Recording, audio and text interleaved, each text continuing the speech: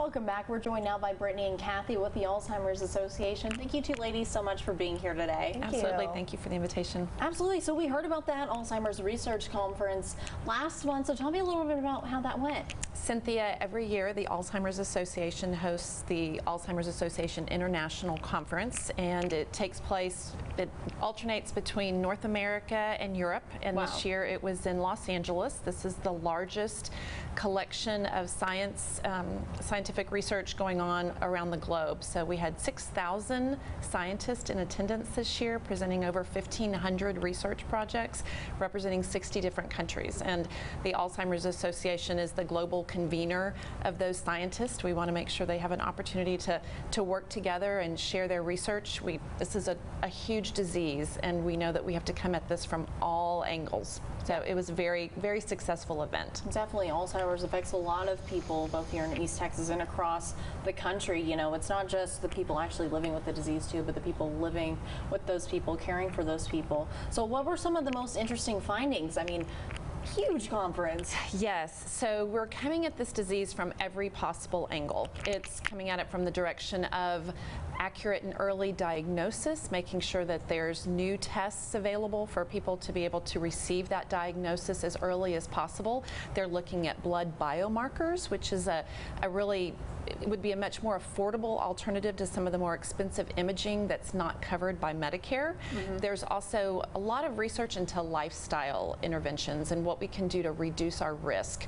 At this point, there's no cure for the disease, so it's really important that the language that's used is a focus on risk reduction at this point. So a lot of really exciting research in that regard.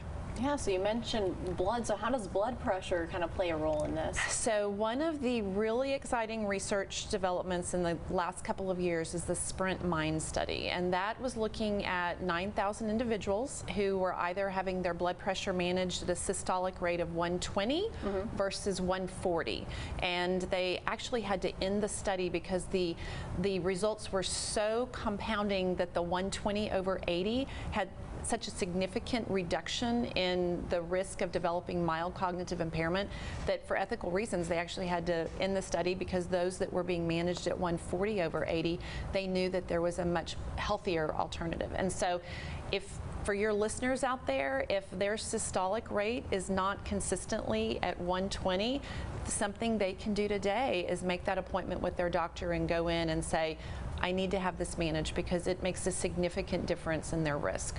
That's why it's so great having you on here, kind of raise awareness. Somebody at home that might just be a game changer for them. Do y'all have any events coming up that kind of helps raise awareness of Alzheimer's? Absolutely. We have the first Walk to End Alzheimer's in Tyler, Texas on October 26th. It'll be at Southside Park, and the registration will open at 8 a.m. However, you can go online right now to register, get your team set up, and it'll be www.alz.org/walk. You'll enter in your zip code, and it's going to populate the 4 closest walks to you. We have one in Tyler, like I said, on October 26th, but we'll also have one in Longview on September 28th, excuse me, at Great County Courthouse. There you go, September and October. So hopefully the temperatures cool down a little bit. Yes, that's our goal. All right, look forward to it. And we've got where you can register right on your screen right there.